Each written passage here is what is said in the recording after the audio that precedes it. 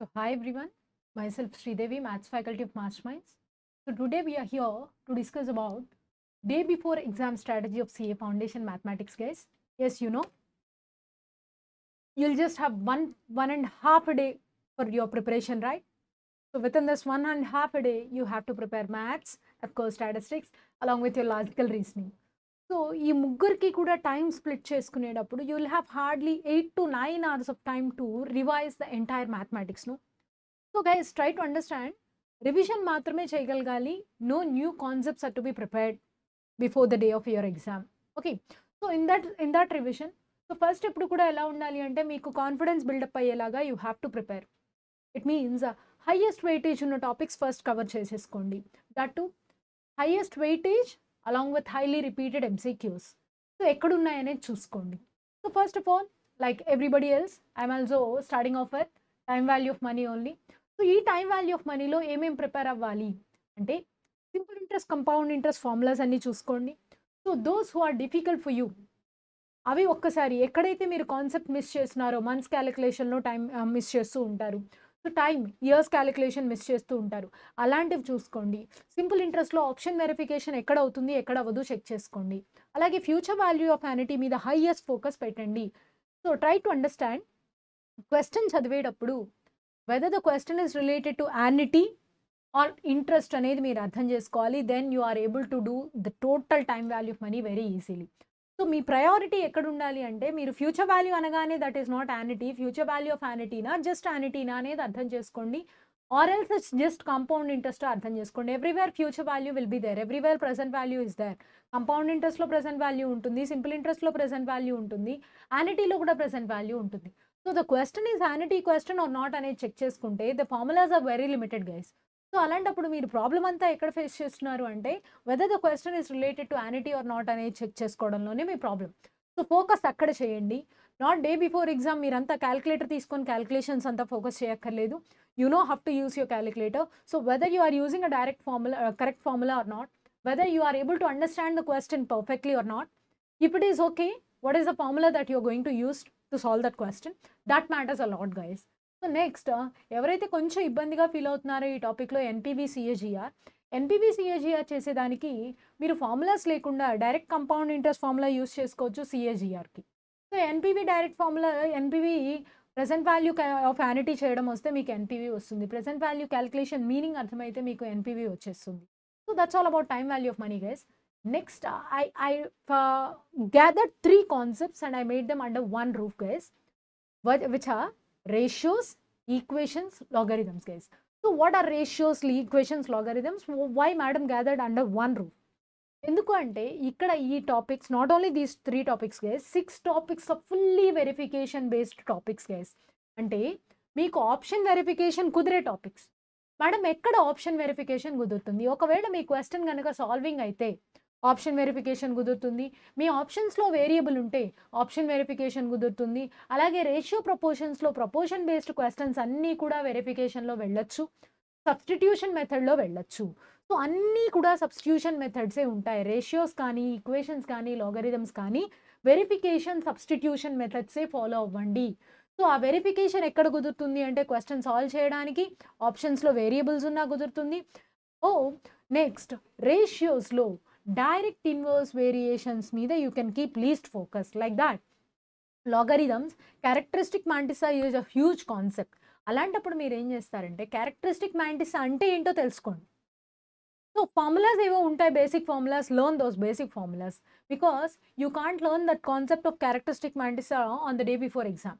So just అదేంటి అనేది understand చేసుకొని సో ఆ ఫార్ములాస్ ఏంటో గుర్తుపెట్టుకుంటే సరిపోతుంది. డైరెక్ట్ ఇన్వర్స్ వేరియేషన్స్ కూడా అంత పెద్దగా ఫోకస్ చేయాల్సిన పని లేదు, but focus on the verification technique, solving. And ఎప్పుడు ఆప్షన్ వెరిఫికేషన్ కుదురుతుంది అంటే సాల్వింగ్ ఆఫ్ ఎ క్వశ్చన్ అయినా ఆప్షన్ వెరిఫికేషన్ కుదురుతుంది, ఆప్షన్స్ వేరియబుల్స్ ఉన్నా కుదురుతుంది.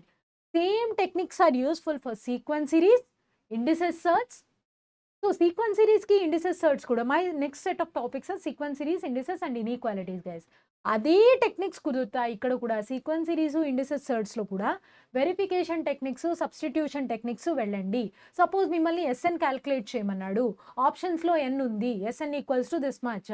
సో ఎన్‌కి ఏదో మీకు నచ్చిన వాల్యూ ఇచ్చేసి క్వెషన్‌లో ఎస్ఎన్ క్యాలిక్యులేట్ చేయండి. టీఎన్ ఇచ్చేసి ఎస్ఎన్ చేయమన్నాడు. సో టీఎన్, టీ1 వస్తుంది, టీ2 వస్తుంది. టీ1, టీ2 యాడ్ చేస్తే ఎస్2 వస్తుంది అక్కడ. ఆప్షన్‌లో ఎన్ ప్లేస్‌లో 2 పెడితే you have to get the same answer. If you are getting means that is the correct answer, or else you have to go for the next option. అలాగే indices search మొత్తం కూడా సింప్లిఫికేషన్ బేస్డ్ క్వశ్చన్స్ అని ఉంటాయి. So on simplification, that's how he'll ask you. Not only in indices search, in logarithms also he'll ask you many questions like on simplification. Whenever you come across simplification, ఎక్కడ మీకు simplification based questions వచ్చినా directly మీకు నచ్చిన value ఇవ్వండి పవర్కి మీకు నచ్చిన value ఇవ్వండి. ఆ పవర్ వాల్యూ చాలా పెద్దది తీసుకుంటే మళ్ళీ కాంప్లికేట్ అయిపోతుంది. అందుకని చిన్న వాల్యూస్ ఇవ్వండి పవర్స్కి. ఎప్పుడు అంటే సింప్లిఫికేషన్ బేస్డ్ క్వశ్చన్స్ అని ఉంటాయి, ఆన్ సింప్లిఫికేషన్ అని ఉంటాయి. అలాంటి ప్రతి క్వశ్చన్కి కూడా మీకు నచ్చిన వాల్యూ పవర్స్కి ఇచ్చేయండి. నెక్స్ట్ ఇన్ఈక్వాలిటీస్లో హైయెస్ట్ ఫోకస్ డ్రా చేయడం మీద పెట్టద్దు. ఫ్రేమింగ్ ఆఫ్ ఇన్ఈక్వాలిటీస్ అంటే డేటా ఇస్తే ఇన్ఈక్వాలిటీ డ్రా చేయడం మీద ఫోకస్ పెట్టండి. నెక్స్ట్ థింగ్, ఒకవేళ మీరు ఇన్ఈక్వాలిటీ ఇచ్చేసి గ్రాఫ్ డ్రా చేయమంటే your focus should be like this. ఆ ఇన్ఈక్వాలిటీలో x value y value positive ఉన్నాయా అంటే ఎక్స్కి వైకి పాజిటివ్ సైన్ ఉందా?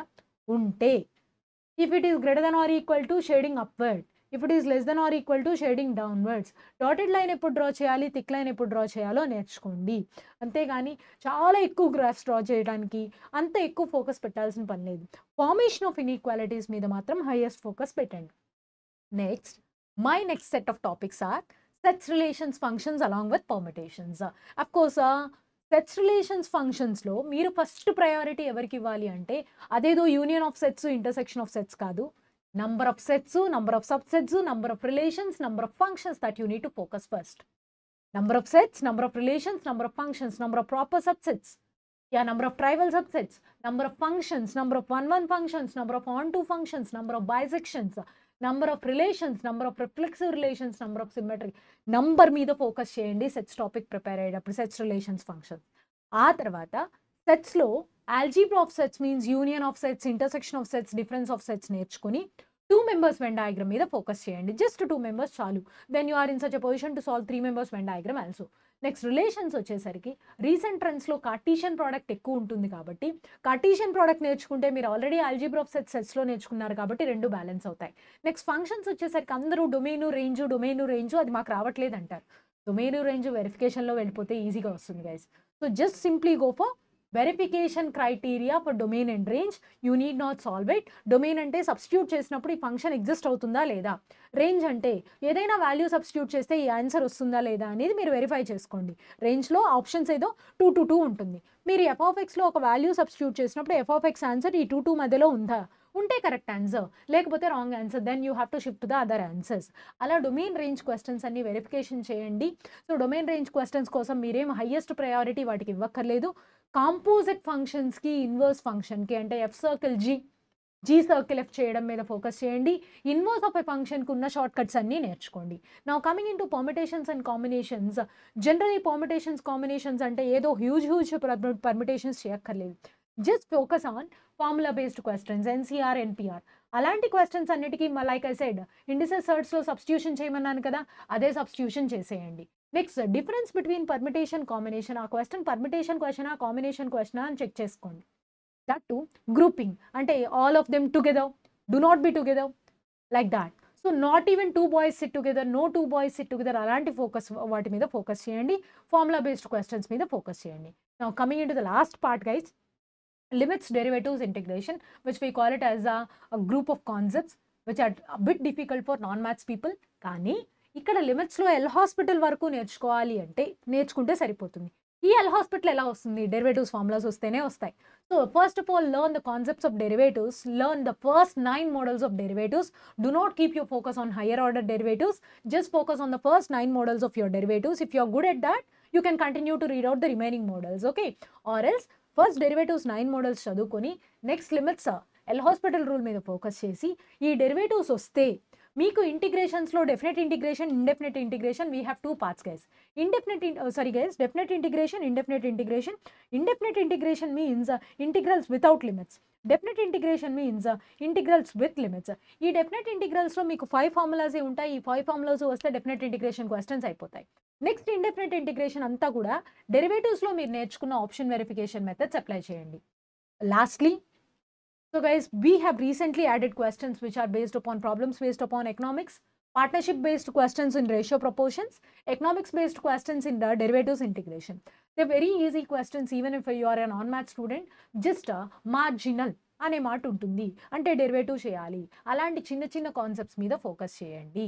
సో లాస్ట్ డే మీరంతా క్యాల్కులేషన్స్ ఇంకేదో చేయొద్దు. మీకు ఏది బెటర్గా వస్తే ఫోకస్ ఆన్ దాట్ ఫస్ట్. ఆ తర్వాత రిమైనింగ్ సెట్స్లోకి వెళ్ళండి. My better suggestion to you all. So ఎప్పుడైతే మీకు ఏదైతే బాగా వచ్చో ఆ టాపిక్స్ ఫస్ట్ ఫినిష్ చేసుకొని ఆ తర్వాత రిమైనింగ్ కాన్సెప్ట్స్లో మీకు ఏదొచ్చో దాంట్లో ఈ వీడియోని మీరు రిలేట్ చేసుకొని రాని వాటిలో ఎలా దాన్ని సర్వైవ్ చేసుకోగలగాలి అనేది చెక్ చేసుకుంటే సరిపోతుంది. సో రాని కాన్సెప్ట్స్ అన్నీ కంప్లీట్గా ఇగ్నోర్ చేయొద్దు. There are certain concepts which can be prepared by following this video guys. So have a happy preparation and all the best guys.